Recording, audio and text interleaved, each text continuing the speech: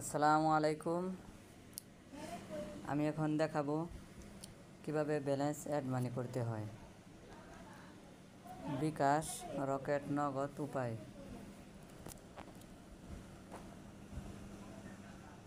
আগে দেখব আমার ব্যালেন্সে কত টাকা আছে। ব্যালেন্সে দেখতে পাচ্ছি 0। ব্যালেন্স অ্যাড করার সময় আমরা প্রথমে চলে যাব অ্যাড ব্যালেন্সে। এখানে ক্লিক করব।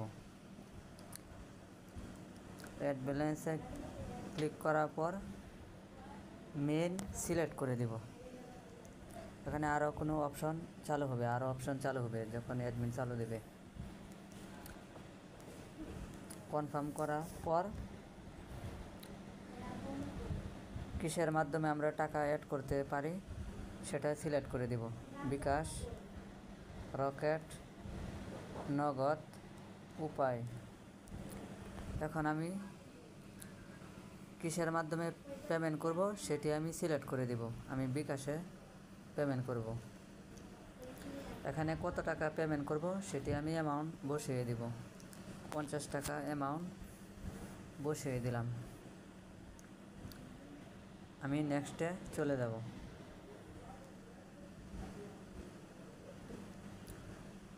এখানে একটু লেখাগুলো আমরা পড়ে নিব, তাহলে আমাদের জন্য সহজ হয়ে যাবে।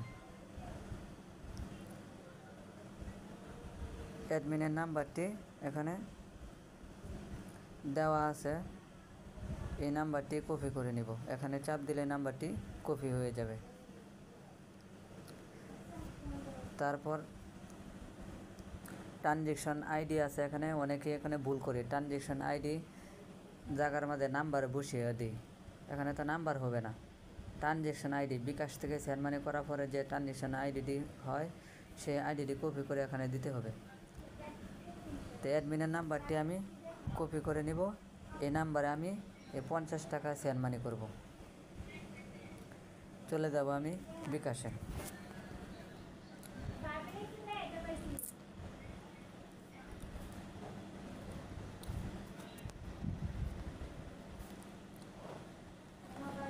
যে নাম্বারটি আমি কপি করেছিলাম সেই নাম্বারটি আমি সেন্ড মানি করব।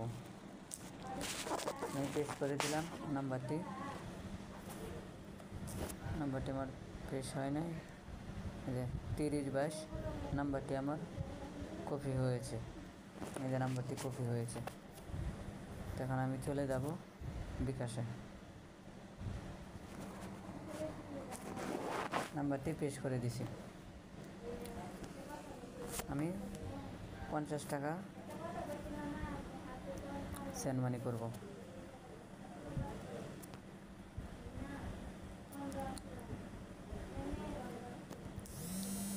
এই যে সেন্ড মানি করে দিলাম।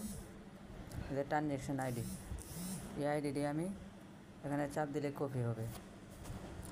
আর এখান থেকে কপি যদি না করি তাহলে চলে যাব বিকাশের ইনবক্সে যাওয়ার পরে দেখতে পাচ্ছি এই যে 50 টাকা আমি সেন্ড মানি করেছি। আর আমার ট্রানজ্যাকশন আইডি এই যে এই আইডিটি এখানে চাপ দিয়ে ধরলে নাম্বারটি কপি, ট্রানজ্যাকশন আইডি কপি হয়ে যাবে। এখন আমি 50 টাকা সেন্ড মানি করেছি বিকাশে, ট্রানজ্যাকশন আইডিটি কপি করছি। ট্রানজ্যাকশন আইডি ঘরে পেস্ট করে দেব। পেস্ট করে দিয়ে নিচে ভেরিফাইতে ক্লিক করে দেব।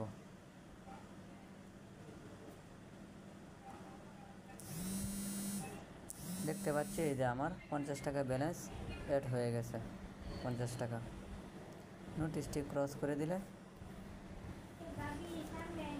এখন ব্যালেন্স চেক দিলে দেখতে পাচ্ছি আমার ব্যালেন্সে 50 টাকা অ্যাড হয়ে গেছে। এভাবেই আমরা ব্যালেন্স অ্যাড করতে পারবি খুব সহজেই। ওভারহিট করার সময় ড্রাইভ অফারগুলো আমরা দেখে হিট করব কয় টাকা কমিশন আছে। বাংলালিংক একটি অফার যদি 415 টাকায় 65 জিবি বায়াতে ক্লিক করব আমরা। বায়াতে ক্লিক করার পরে যে নাম্বারে আমি অফার নিব সেই নাম্বারটি এখানে বসিয়ে দিব। বসিয়ে দিয়ে নেক্সটে ক্লিক করব। ক্লিক করে দেওয়ার পর পিন নাম্বারটি দিয়ে দিব, তাহলে আমার অফারটি চলে যাবে। সব অফারগুলো এখানে দেওয়া আছে।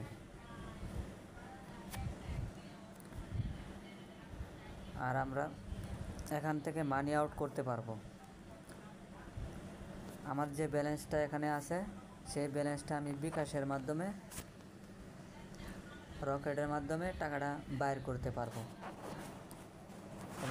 রকেট, বিকাশ, আমার ব্যালেন্স অতিরিক্ত ব্যালেন্স আছে, সেই টাকাটা আমি চাচ্ছি বাইর করতে, আমি আবার বিকাশের মাধ্যমে বাইর করতে পারবো।